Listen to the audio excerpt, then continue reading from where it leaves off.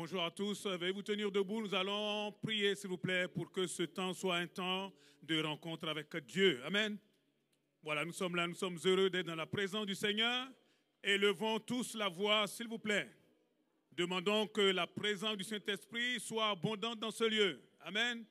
Et que nos cœurs soient vraiment touchés, réchauffés, et que nous puissions repartir en disant vraiment, nous avons été visités par la puissance d'en haut. Prions ensemble, bien-aimés.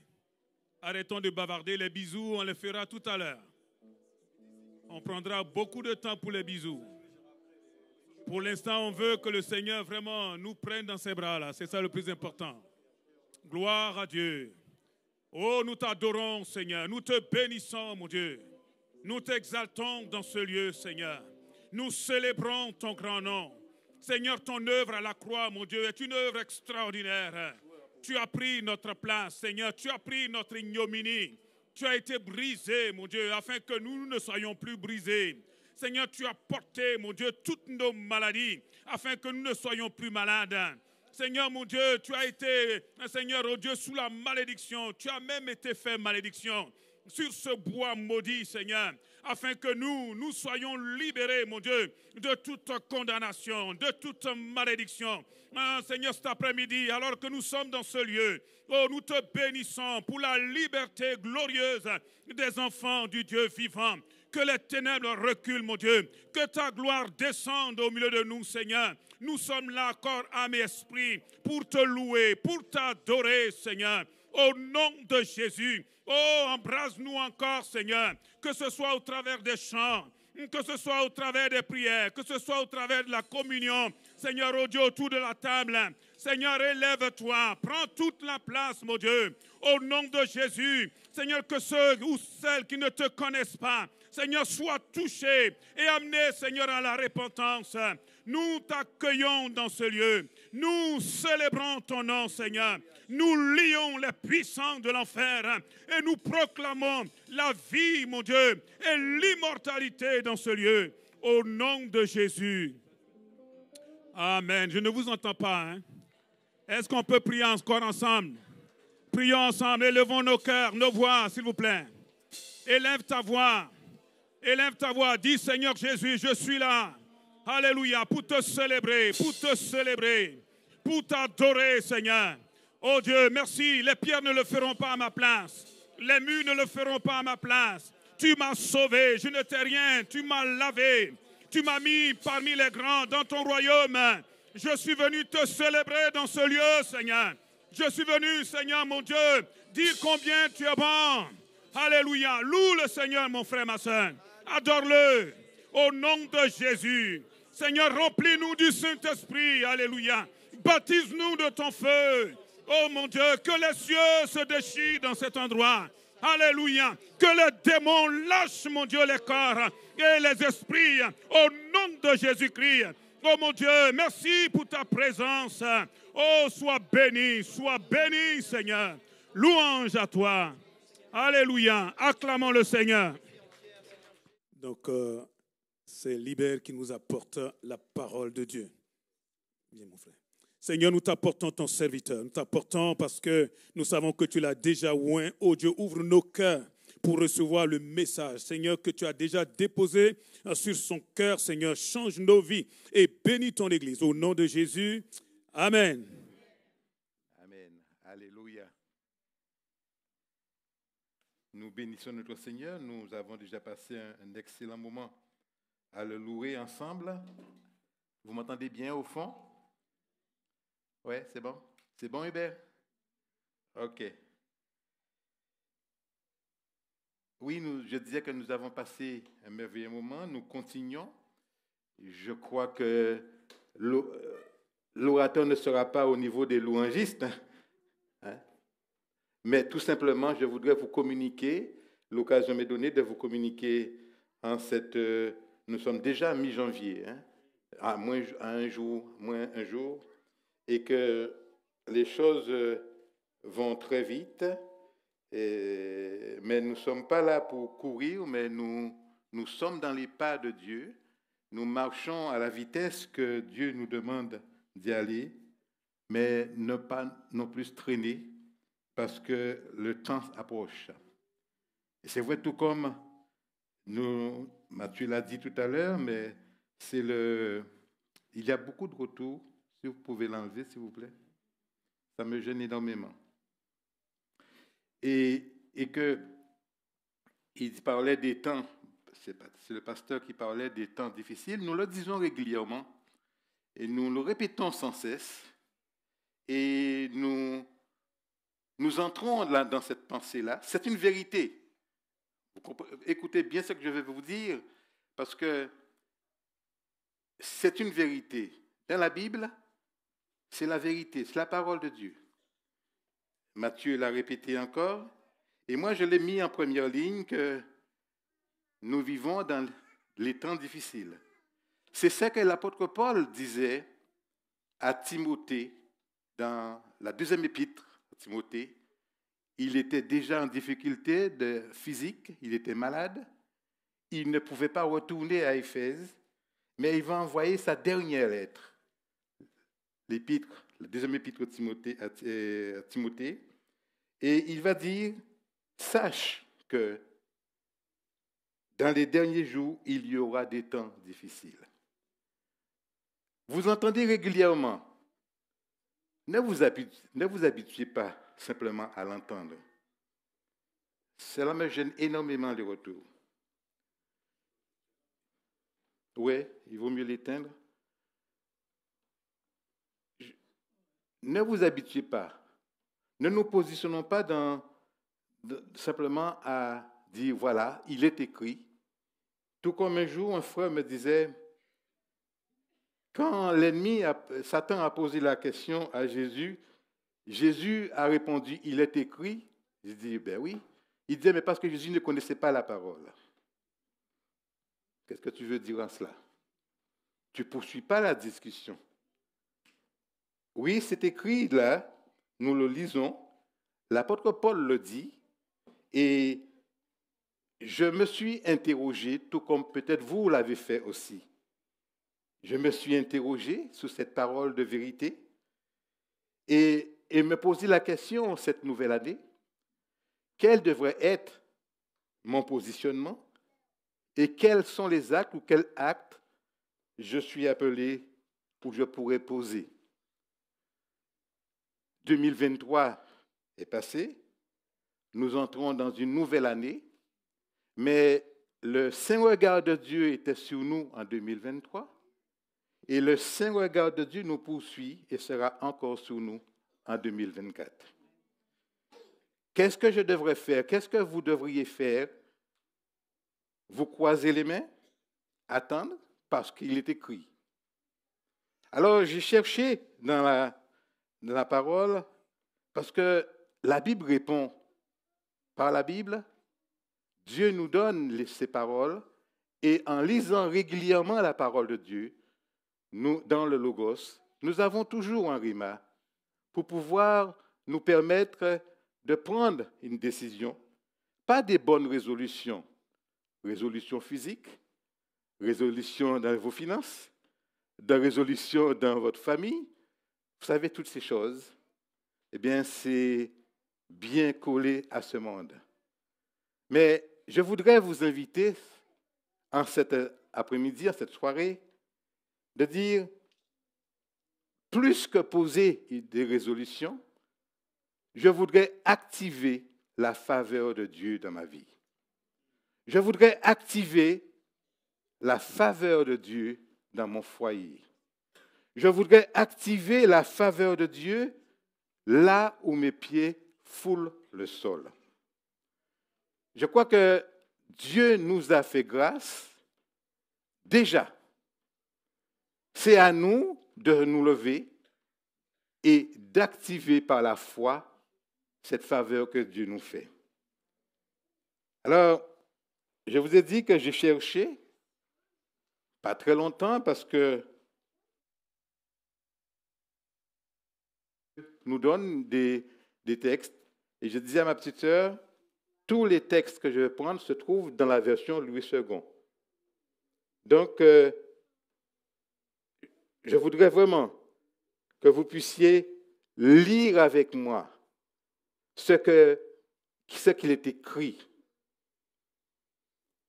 Dans la première lecture que j'ai faite, suite à ce que l'apôtre Paul disait à Timothée, se trouve dans Ésaïe, le chapitre 60 et le verset 2. C'est ce texte que j'ai reçu, qui n'est pas, en fin de compte, je suis juste dans le prélude, je ne suis pas encore dans la pensée que Dieu a mise sur mon cœur pour vous. Parce que nous sommes là assis, et vous allez comprendre ce que Dieu veut vous dire, parce que nous prions régulièrement tous les dimanches, tous les vendredis et en jour de semaine pour les uns et les autres que nous connaissons. Et puis quand nous prions, le temps que la sœur l'affiche, c'est bon? Alors il est écrit, verset 2, « Certes, les ténèbres recouvrent la terre et l'obscurité profonde enveloppe les peuples, mais sur toi, l'Éternel se lèvera, sur toi, sa gloire apparaîtra. » Oui, alors je fais la liaison. Oui, des temps difficiles sont là, mais oui, Dieu dit dans le livre d'Ésaïe que l'obscurité est là, l'obscurité est profonde, l'obscurité enveloppe les peuples, mais sur toi qui es aussi sur cette terre, dans cette obscurité se lèvera une lumière afin que toi tu deviennes lumière pour ceux et celles qui cherchent un chemin. Est-ce que vous pouvez recevoir cela en termes de bonne année? En contenu, je ne vous dis pas bonne santé, je ne vous dis pas bonne richesse, je ne vous dis pas tout ce que nous disons de façon automatique. Je vous dis que les temps difficiles en 2024, c'est vrai, mais aussi en 2024, il est écrit, sur toi se lèvera la lumière, et sur toi la gloire de Dieu apparaîtra. Amen. Et encore une fois, c'est Ésaïe qui répond sans cesse. Ce prophète nous apporte des textes pour que nous puissions dire, oui, nous sommes dans les temps difficiles. Oui, en tant qu'enfant de Dieu. Et c'est cette question que je me suis posée. Mais Seigneur, mon Dieu, oui, j'ai l'espérance que je te verrai. Mais pendant que je vis sur cette terre, est-ce que je dois vivre les mêmes choses que ceux et celles qui ne t'ont pas accepté comme sauveur personnel? Il doit bien avoir quelque chose de réservé pour moi et pour toi. Alléluia. Sinon, quel est l'intérêt en tant qu'être humain sur la terre, là, de vivre les mêmes choses? Les mêmes choses sont là, mais nous l'abordons autrement et nous le traversons par la volonté de Dieu et avec l'aide de Dieu. Soit Dieu nous dit de le contourner, soit Dieu nous dit de passer en bas ou en haut, peu importe. Mais Dieu, sous cette terre, a mis une lumière afin que nous puissions ne pas vivre les mêmes choses ténébreuses que ceux qui ne sont pas encore enfants de Dieu. Je ne sais pas si vous êtes d'accord avec cela. Amen. Moi aussi, je dis Amen. Alléluia. Alors, c'est vrai que Ésaïe va prophétiser le changement. Vous savez que nous avons chanté la croix tout à l'heure. Mais l'œuvre à la croix a apporté un changement radical pour l'humanité. L'œuvre à la croix a apporté un changement définitif pour ceux et celles qui acceptent de passer à cette croix et accepter celui qui a été crucifié. Je ne sais pas combien d'entre vous aujourd'hui, vous êtes des sympathisants d'Essentiel. C'est bien beau, vous remplissez les chaises, mais il n'y aura pas de la joie dans le ciel pour les sympathisants. Est-ce qu'il y a des sympathisants aujourd'hui? J'ai entendu qu'il y a 10 personnes qui se sont engagées pour pouvoir suivre les cours du baptême et qu'il y a un appel pour avoir 30. Mais si nous sommes entre 100 personnes ici, il doit bien y en avoir une bonne part qui viennent régulièrement et qui n'a pas encore fait et pris la décision de dire « je veux faire partie et monter dans la même barque que ceux et celles qui chantent la gloire de Dieu ». Et la parole est là, dimanche après dimanche, et encore aujourd'hui, pour pouvoir vous dire « il est temps ». Et dans ces temps difficiles, tu dois prendre une décision radicale. Il y aura un changement dans ta vie. Il y aura une lumière nouvelle. Et toi-même, tu deviendras lumière parce que Jésus-Christ viendra vivre en toi pour que tu puisses éclairer les autres qui sont dans les ténèbres. Alléluia. Vous savez qu'il y a une profonde obscurité quand nous entendons les informations, quand nous entendons tout ce qui se passe. Pardonnez-moi, je ne fais pas de la politique, et c'est en plus c'est enregistré, je dois faire attention à ce que je dis. Mais nous sommes gouvernés par une politique ou par des hommes qui ne sont pas toujours représentatifs des bonnes, je dirais, valeurs morales qui glorifient Dieu. Nous ne sommes pas là pour faire de la politique. Je ne fais pas de politique, mais j'accomplis mes devoirs civiques. Sinon, je ne parle pas. Mes frères et sœurs, il est bon de dire que l'obscurité est profonde et que cette obscurité sert beaucoup de toute la force notre intelligence et notre cœur, ou l'intelligence et le cœur de ceux qui sont dans les ténèbres. Et ça pèse énormément sur notre vie et nous le ressentons dans nos relations, nous le ressentons dans nos pensées, nous le ressentons dans nos émotions. C'est pour cela que oui, nous avons des pensées, nous avons des sentiments, nous avons des émotions, mais nous sommes appelés à vivre par le Saint-Esprit. Ne faites pas les choses simplement par sentiment. Ne faites pas les choses simplement par les émotions. Ne priez pas parce que quelqu'un est malade, c'est quelqu'un qui est proche de toi, et l'autre qui est plus éloigné, c'est un petit peu plus léger. Si tu as le Saint-Esprit en toi, ta prière a le même poids devant le Seigneur pour quiconque qui vient devant toi. Et c'est vrai que nous prions, et quelquefois, je ne sais pas si mes frères, oui, ils doivent le sentir, il y a des frustrations dans le cœur de ceux et de celles qui viennent devant et qui repartent. Je peux demander à n'importe quel frère Claude, je ne demande pas au pasteur. Il ne faut pas mettre les pasteurs en première ligne. Frère Claude, je ne sais pas si JP où est-ce qu'il est, ou tous ceux qui viennent prier là, et essayez un jour, après avoir prié, et de regarder la personne qui retrouve à sa place. Demandez à Dieu par son esprit de te permettre de l'accompagner. Une fois, j'étais assis ici, et l'esprit me permet c'est comme si je suis collé sous cette chaise, vous le savez déjà, mais va derrière. Et regarde essentiel de dos. Et viens devant et regarde essentiel de face. Vous savez, frères et sœurs, on ne trompe pas Dieu. Dieu connaît vos frustrations. Dieu connaît vos souffrances. On l'a chanté encore tout à l'heure. Dieu connaît. Et quand tu viens, ce n'est pas dans l'homme que tu mets ta foi, mais tu mets ta foi en Dieu.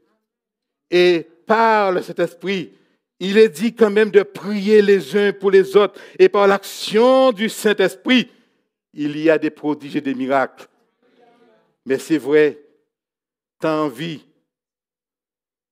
cela ne se fera pas, mais tu as envie de dire à ma sœur, reviens. Reviens. Il y a quelque chose qui n'est pas passé. Reviens. Parce que ce que tu attendais, tu n'y crois même pas. Reviens pour qu'on puisse prier pour toi. Mes frères pourront témoigner à leur tour, mais essaie de regarder la sœur ou le frère que vous venez de prier et qui part avec un tel poids. Parce que le fardeau avec qui elle a emmené ici, ou il a emmené ici, elle repart avec. Alors, frères et sœurs, ces péchés nous maintiennent dans la maladie, dans la peur, dans les problèmes financiers. Ces péchés, ces ténèbres, exposent aux attaques des forces démoniaques. Et on se met à parler de plus en plus des démons, à la séduction. Et cela nous pousse, les ténèbres nous poussent à déplacer notre espérance et nous amener à le placer dans les plaisirs et les récompenses de ce monde. Voilà où il n'y a pas de différence, parce que quand nous sommes dans ce monde de ténèbres et que Dieu fait de nous lumière, il faut que ceux qui sont dans les ténèbres puissent voir qu'il y a une lumière dans ces ténèbres. Mais si nous laissons les ténèbres nous pousser à déplacer notre espérance et à placer sous les mêmes rails que ceux du monde, nous n'éclairons pas ceux qui sont perdus. Alors, oui, quand je vous dis bonne année, c'est vous dire, ose vous lever et dans ce monde difficile, pose des actes afin que vous restiez dignes parce que le Seigneur est lumière et il brille en nous afin que nous puissions briller pour que les autres puissent voir. Non pas pour nous glorifier, mais pour dire, je veux aussi voir ce qui s'est passé. Et je vous invite, et à travers les chants, venez et voyez comment Dieu est bon. Viens et vois comment Dieu est bon. Viens et vois comment Dieu change. Mais si toi, tu es à l'identique de l'autre, comment il peut voir Dieu, la lumière dans ta vie?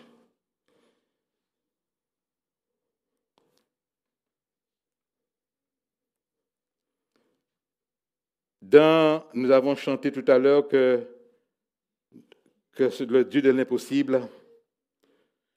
Dans l'évangile de Matthieu, parce qu'il faut que j'arrive à faire la transition correctement et simplement.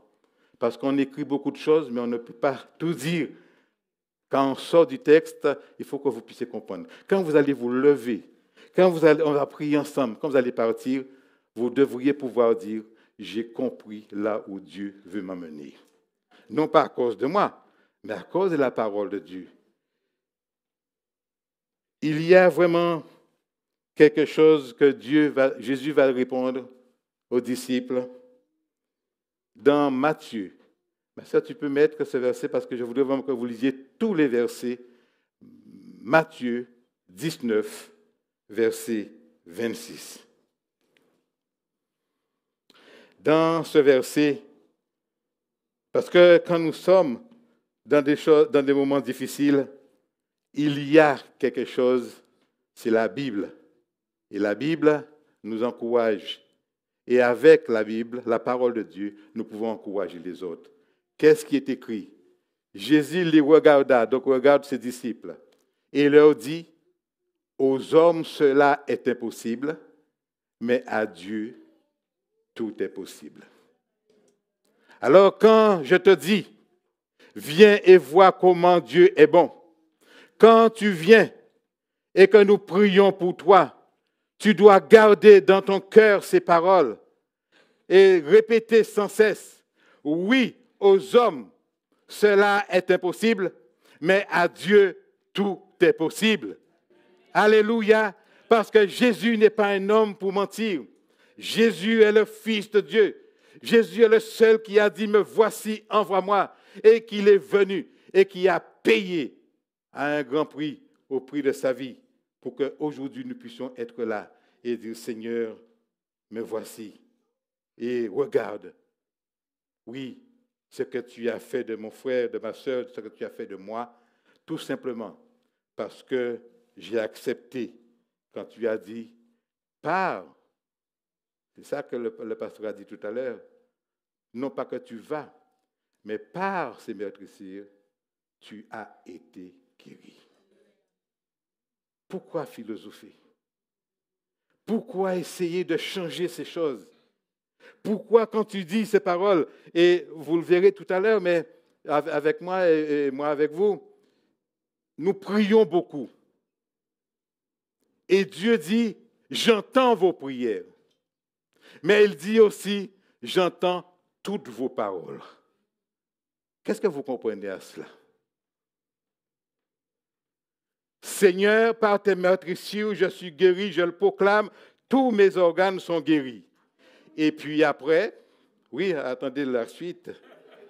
Et après, comment ça va, mon frère? Le Seigneur t'a guéri? Peut-être. Vous verrez que notre vocabulaire change. La prière que nous avons faite n'a rien à voir avec notre témoignage et notre partage. Et nous disons tout le contraire. Et nos doutes dominent notre foi. Mais Dieu n'est pas venu pour nous donner des doutes. C'est l'ennemi qui met des doutes. Mais pourquoi les doutes s'enracinent ainsi dans nos vies? Pourquoi il y a autant de racines de doutes dans nos vies? Il y a la vie dure, hein, ces doutes-là. Le nombre de fois, et puis, je peux dire que je suis un vieux chrétien. De toute façon, maintenant, je suis le doyen. Mais le pasteur Eddy a dit que nous sommes tous jeunes. Je préfère cela, hein. Parce que quand on est vieux, attendez, je n'ai pas fini. Mais les racines s'enfoncent. Mais il y a des mauvaises racines qui n'alimentent pas l'arbre que Dieu veut. Il y a des racines. Et je crois qu'il faut vraiment que nous puissions dire, Seigneur, j'ai compris, alors je vais te laisser faire tout le travail. C'est toi qui vas labourer mon pied afin que ces racines qui ne nourrissent pas puissent vraiment être amenées à la surface afin d'être desséchées. Donc, je vais essayer d'aller. Il est 18h04. Ma sœur, tu peux me mettre le livre des Nombres au chapitre 17. Vous allez voir où est-ce que je vais vous emmener, par la grâce de Dieu. C'est dans l'Ancien Testament, mais il y a un enseignement particulier. Chapitre 17, c'est ça? Chapitre 17, hein? Versets 1 à 8. L'Éternel, donc c'est Dieu qui parle avec Moïse. L'Éternel dit à Moïse, ordonne à Éléazar, le fils du prêtre Aaron, de retirer. Oui, c'est ça. De retirer les brûle-parfums de l'incendie, de disperser leurs braises au loin, car ils sont saints. Après, avec les brûle-parfums de ces hommes qui ont péché au prix de leur vie, que l'on fasse des lames bien plates, que l'on couvrira l'Éternel. Je crois que est-ce que je ne me suis pas... C'est quel texte m'a mis Nombre?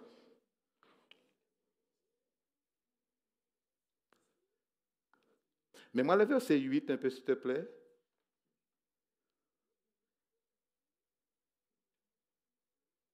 Voilà, c'est ça. Donc, on ne s'est pas trompé.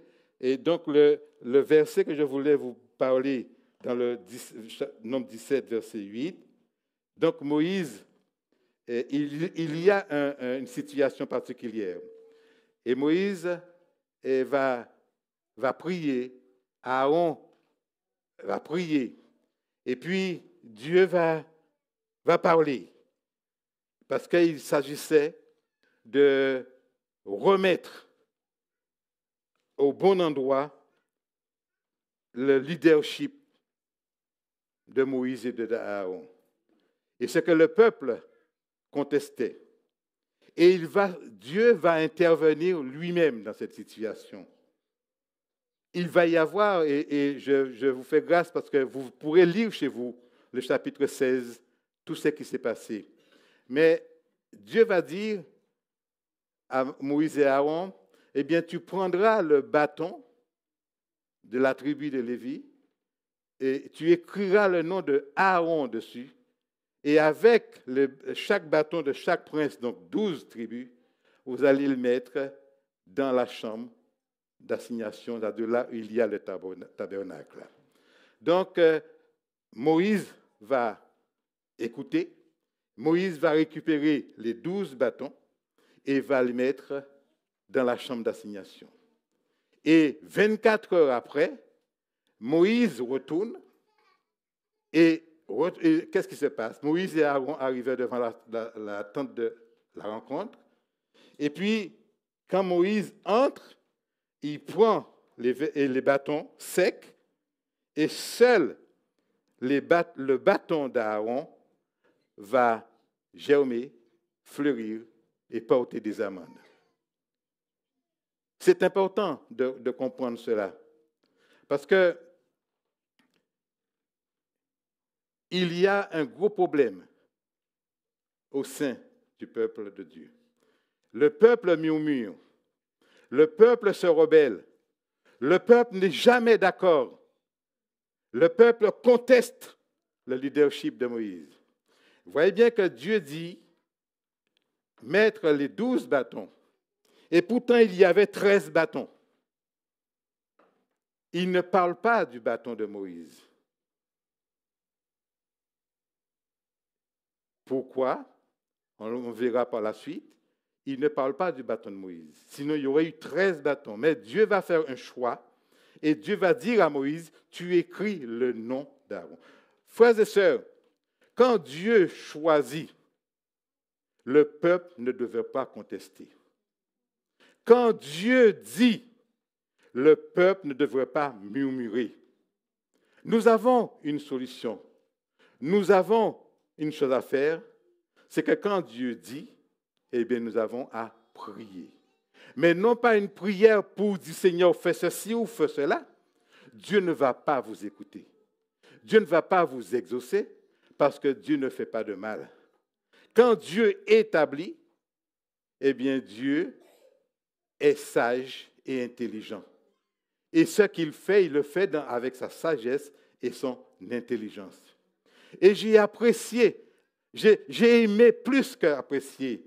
J'ai aimé la façon que quand tu lis le texte, la façon, je ne sais pas quelle version ma petite sœur a mis, mais je n'ai pas la même, ça varie. C'est ça. Mais moi, je vais vous dire une chose, j'ai aimé. Tu sais, pasteur, au moment où je devais porter ce message, j'ai été mis au lit. J'ai dit, Seigneur, je fais quoi? Mais non, j'ai été mis au lit. Parce que, et j'ai combattu. J'ai voulu aller jusqu'au bout. Mais c'est non. Et je suis resté là au lit. Je me suis relevé par la grâce de Dieu. Et ce message continuait encore à me taper là-dedans. Je dis, Seigneur, qu'est-ce qu'il y a? Eh bien, il me dit, je t'ai permis de regarder essentiel. Je suis un ancien, mais je ne suis pas un ancien d'essentiel. Ça viendra un jour. Parce que les anciens que vous avez, il y a une autorité. Il y a une action. Et quand j'annonce la parole en tant qu'ancien, en tant que, tu dis quoi, doyen, je le fais de par ce que Dieu me dit, tout ce que ta main trouve à faire, fais-le.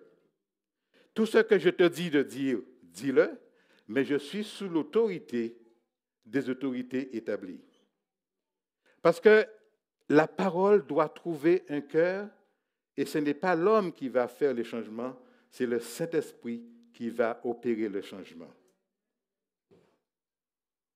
Alléluia. Donc, on voit bien que je vous ai parlé de ce bâton. J'ai eu l'occasion de parler plusieurs fois de cette situation.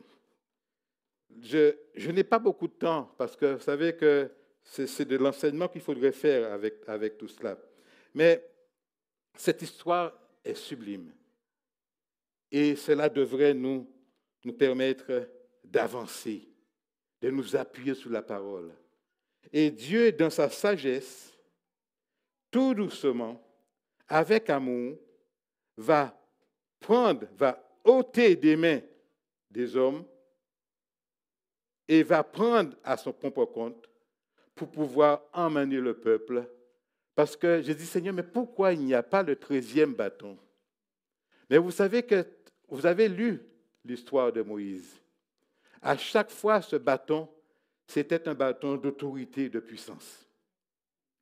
Quand Moïse s'est trouvé devant le Pharaon, ce bâton s'est transformé en serpent et a mangé les serpents des autres.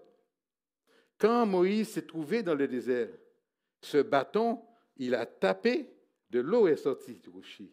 Bâton d'autorité, de puissance.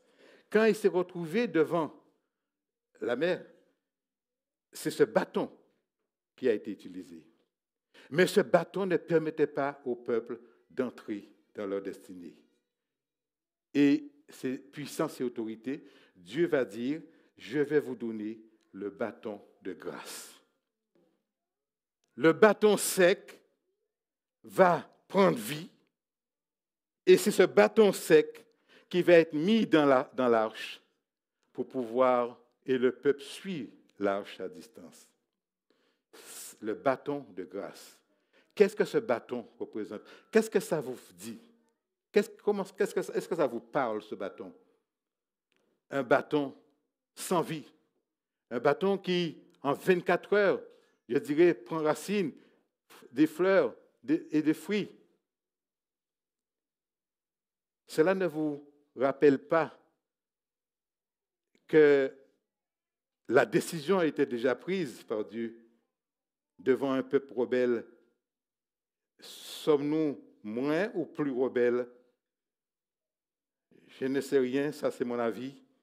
Mais Dieu a dit et a parlé avec son fils. Rien, le peuple reste toujours rebelle. Et Dieu a dit, qui enverrai-je? Et une voix répond, me voici, envoie-moi. Et quand il a été décidé, eh bien, le Seigneur est venu sur la terre à un enfant, en tant qu'homme, et il va se passer ce qui s'est passé. C'est qu'il y avait une séparation entre l'homme et Dieu. Il y avait un précipice. Et ce bâton, le bois maudit du calvaire, a été planté dans ce précipice, afin que nous qui étions rebelles, nous qui murmurons tout le temps, opposés à Dieu, puissions passer sous ce pont qui est la croix pour aller vers Dieu en Jésus-Christ. Frères et sœurs, ce chemin est là toujours d'actualité. Et quand nous prêchons l'Évangile, nous savons une chose et une seule chose, la croix est toujours plantée. Et que personne ne pourra rentrer dans la présence de Dieu sans emprunter ce chemin. Car l'œuvre à la croix, il y a eu un changement et il y aura toujours un changement pour quiconque prend ce chemin, croit en celui qui a payé pour lui. Alléluia. Alors c'est vrai que nous avançons, nous nous courbons, nous marchons à quatre pattes, à deux, je ne sais pas, sur les genoux, essayez de dire ce que vous voulez. Mais nous sommes dans une situation, mais Dieu nous a appris à nous aimer les uns les autres, à prier les uns pour les autres. Est-ce que vous ne trouvez pas qu'il y a trop de frottement dans le corps de Christ? Je ne parle pas que d'essentiel. Est-ce que vous ne trouvez pas que nous perdons trop de temps et qu'il y a un organe que nous devons mettre au repos, sous contrainte, sous le sceau de l'agneau? Quel est cet organe? Comment? Répétez-moi plus fort. Dites-le encore plus fort. Dites-le encore plus fort. Nous devons et nous sommes appelés à mettre la langue sous le sceau de l'agneau, afin que nous puissions utiliser notre langue que pour ensemble glorifier Dieu. Quand il y a des décisions, quand il y a une direction de Dieu, Dieu a choisi des serviteurs.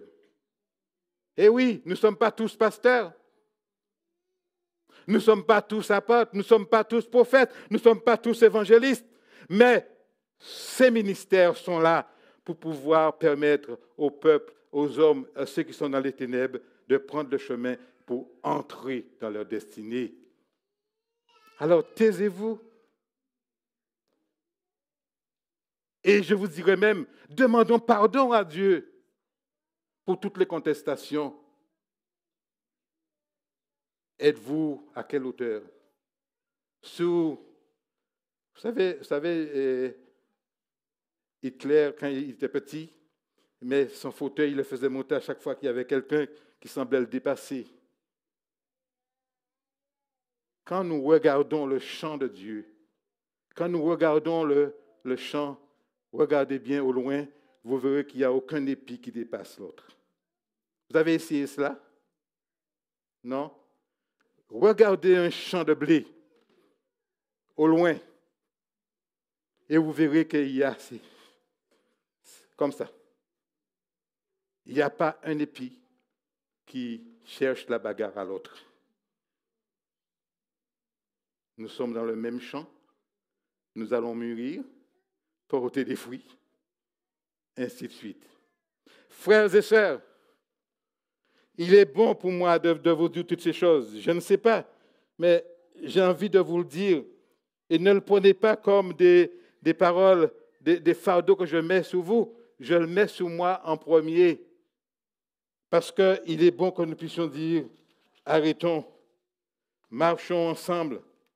Il y a des bonnes choses, des très bonnes choses qui viennent de la part des serviteurs, de ceux que Dieu a appelés, a choisis.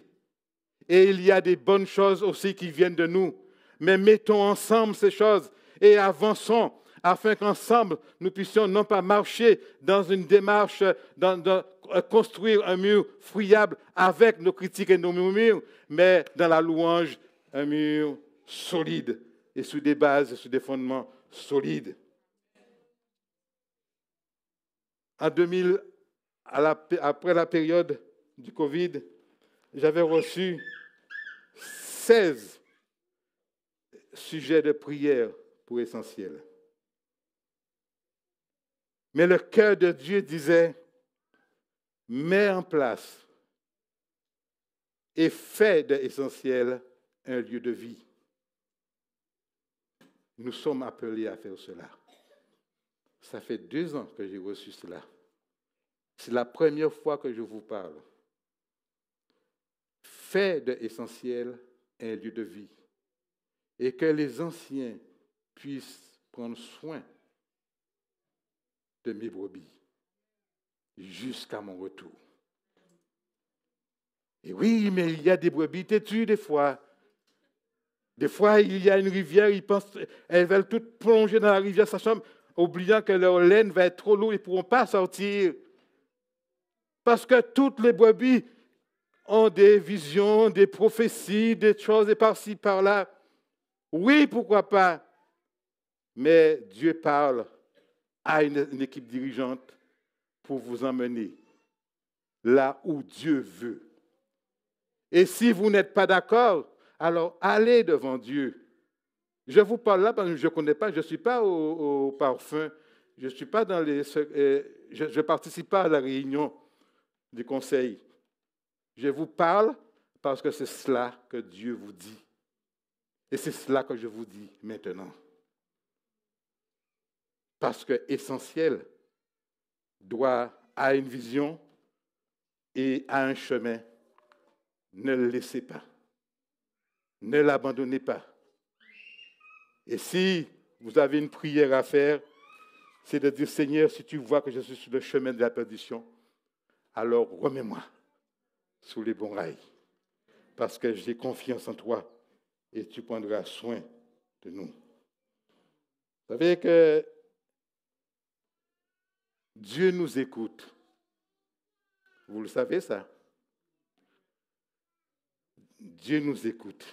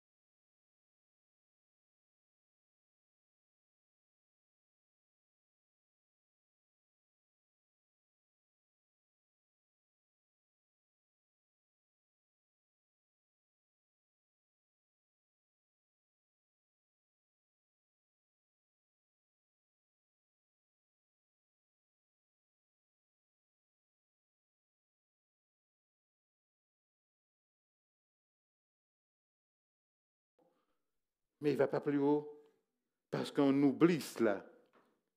Dieu est au-dessus de nous. Nos pensées ne sont pas les pensées de Dieu. Les pensées de Dieu sont au-dessus de nos pensées. Vous le croyez cela? Alors pourquoi les pensées négatives et les faux arguments conduisent nos vies? Pourquoi nous disons que Dieu, Seigneur, tu es le Seigneur de ma vie, tu es le chemin, la vérité. Et puis tu dis, pensée de libère. C'est ça la bonne pensée?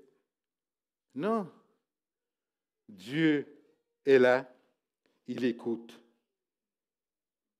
Il écoute toutes nos paroles. Il écoute tout ce qu'on dit. Il écoute, tu es dans ta chambre. Tu es dans ta voiture. Mais Dieu écoute tout ce que tu dis. Ce n'est pas un espion, ce n'est pas un agent secret, c'est ton Dieu. Et il vit où ton Dieu? Où ça? Donc là où vous êtes, Dieu est là. Le Saint-Esprit, il est où? Ce que vous regardez, vous l'obligez à regarder.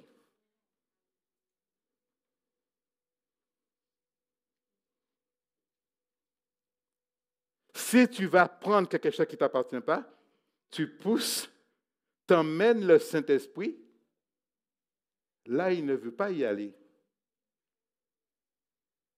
Mais Dieu est sagesse. À un moment donné, ce qu'il veut, c'est que quand tu marches, je ne peux pas le mimer, mais la sagesse te prend comme ça. Et tu marches, et tu marches, et tu prends un mauvais chemin, la sagesse enlève sa main. Mais la sagesse est toujours là. Il t'attend jusqu'à ce que tu reviennes. Le retour du fils prodigue. Par le même chemin, il est là. Et quand elle te verra revenir, elle va te serrer dans ses bras. Comme le père attend son enfant sous le seuil de la porte.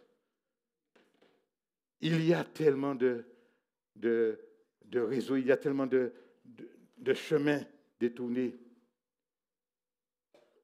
Nous sommes une église assez jeune. Je voudrais vous parler, mes jeunes amis. Ne vous laissez pas emporter par la séduction de ce monde. Ne vous laissez pas emporter par les pratiques de ce monde. Voyez-vous, ce qui fait tomber et fait perdre les vieux comme les plus jeunes, c'est tout ce qui concerne la sexualité. Expliquez-moi pourquoi, en dehors d'un traitement particulier, mon frère Mesmin, que tu es une jeune fille et que tu es ce contraceptif, en dehors de tout traitement. Expliquez-moi, jeune homme, en dehors de toute activité sexuelle non développée, tu ne marches pas sans ton préservatif. Et tu chantes, et tu loues, et tu sers le Seigneur. Il est grand, ce Seigneur. Mais expliquez-moi cela. Ou allez l'expliquer à Dieu. Et puis après, on te dira, un tel s'est marié parce qu'un tel est tombé enceinte. Ce n'est pas la mission du mariage, ça. Le mariage n'a jamais changé quoi que ce soit. Le mariage, c'est une institution voulue par Dieu. Ce n'est pas parce qu'un tel est enceinte que tu dois vous marier ensemble. La séduction. Ah, quand vous êtes un beau jeune homme, quand vous êtes une belle jeune fille, vous voyez tout de suite que les filles tournent autour, que les gars tournent autour. Et là, vos yeux s'écarquillent. Ah, je l'aime. Quand j'étais en Guadeloupe, j'étais dans une assemblée. Et puis je suis assis là et puis je vois une jeune fille qui chante. Magnifiquement, elle chante. Oui, elle était magnifique aussi, mais magnifiquement, elle chantait la gloire de Dieu. Et puis il y a la pensée qui me dit, tu vois, ce garçon va arrêter son ministère. Il est beau, elle est belle, elle chante, mais elle ne s'est pas posé la question, Seigneur, qu'est-ce que je fais? Mais dès que le gars a posé ses pieds sous ses plates-bandes, comprenez bien que après c'est plus l'Église qui prend la première place, c'est plus Dieu qui prend la première place, pardon. C'est plus la vie de l'Église, c'est on va sortir ensemble, on peut aller au cinéma, peut-être en boîte de nuit. Ah, en boîte de nuit. Je ne vais pas plus loin. Ne plaisantez pas. Mes jeunes amis, ne plaisantez pas. Parce que l'ennemi, Dieu est amour, mais ton ennemi n'est pas amour. Et parce que tu as osé dire oui un jour à Jésus-Christ, il a écrit sur son livre de mort à détruire. Et ce qu'il a fait, par quel moyen? Par la sexualité. Ne cherchez pas plus loin. Par la sexualité. Ben oui, mais tu comprends, frère. Mais toi, ben oui, mais si nous sommes là aujourd'hui, c'est pour pouvoir vous dire les choses, afin que vous puissiez vous préserver. Ne laissez pas l'amour, ne donnez pas, comment on pourrait dire ça, ne permet pas à l'amour de venir chambouler les choses. À chaque chose son temps. Il y a un temps pour aimer. Alléluia. Et combien de jeunes filles, de jeunes hommes abandonnent leurs projets, soit pour Dieu, soit pour leurs études, parce qu'il y a un amoureux qui s'est présenté sur le seuil de sa porte. Frères et sœurs, chers amis, vous devenez secs comme le bâton. Il n'y a pas de vie. Il n'y a rien en toi. Tu es là, tu ris, tu chantes, tu peux pleurer, mais tu es sec. Mais voilà. Aujourd'hui, la parole est annoncée pour que tu puisses dire, oui, j'ai entendu, j'ai fait ceci, j'ai fait cela, mais j'ai entendu. Je réponds, je viens dans la salle de témoignage, parce que Dieu m'a dit qu'il est le seul capable de changer un bâton sec à produire du fruit. Et tu retrouveras le bon chemin, le chemin de la vérité, le chemin de Jésus-Christ. Alors, c'est impossible aux hommes tout ça. Mais à Dieu, tout est possible, mes amis. Tu porteras des fruits. J'ai une pensée qui vient dans mon cœur et je finis.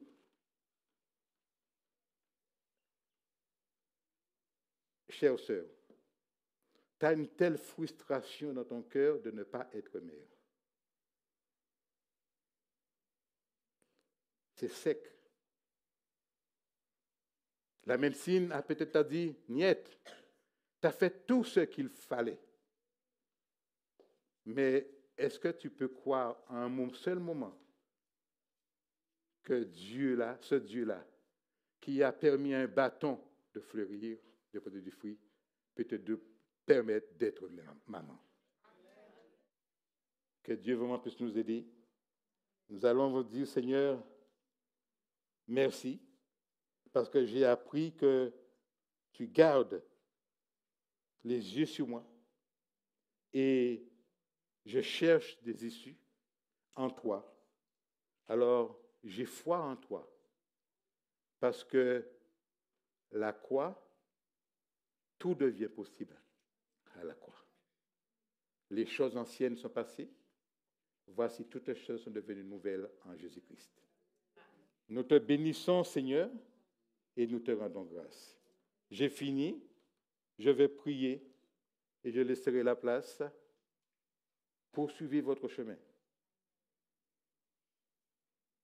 Mais ne vivez pas une vie de frustration. Nous ne sommes pas nés de nouveau pour vivre une vie de frustration. Levons-nous ensemble, frères et sœurs.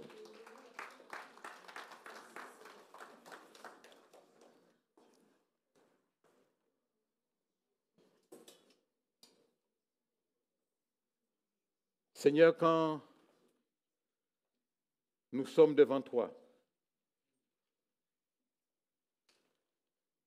tu fais des choses que nous-mêmes, nous n'avons pas pensé. Aaron et Moïse n'ont jamais pu penser que tu allais prendre un bâton sec et redonner vie à ce bâton sec. Et quelquefois, nos doutes prennent le dessus. Quelquefois, la foi est dominée par l'impossible, par l'incrédulité. Et pourtant, nous sommes enfants de Dieu. Nous sommes nés de nouveau. Alors, je te remercie pour ces paroles que j'ai pu dire et les cœurs qui l'ont entendu. Ce que tu vas faire, c'est ce que des prodiges et des miracles. Tu nous aimes. Et c'est parce que tu nous aimes que je compte sur ta grâce pour essentiel. Je prie vraiment que ce lieu, en ce moment, demain c'est toi qui as entre tes mains notre direction, puisse être un lieu de vie, un lieu transformé, un lieu de louange, un lieu de gloire, un lieu de paix, un lieu où nous aimons y être. Au nom de Jésus-Christ, amen. Seigneur, nous te bénissons, mon Dieu, pour ce temps merveilleux dans ta présence. Merci, car c'est toi qui nous conduis et toute cette semaine, Seigneur, nous sommes plus que vainqueurs, mon Dieu. Merci pour les cœurs que tu as consolés. Merci pour ta parole qui nous a fait du bien. Au nom de Jésus, amen. Dieu vous bénisse.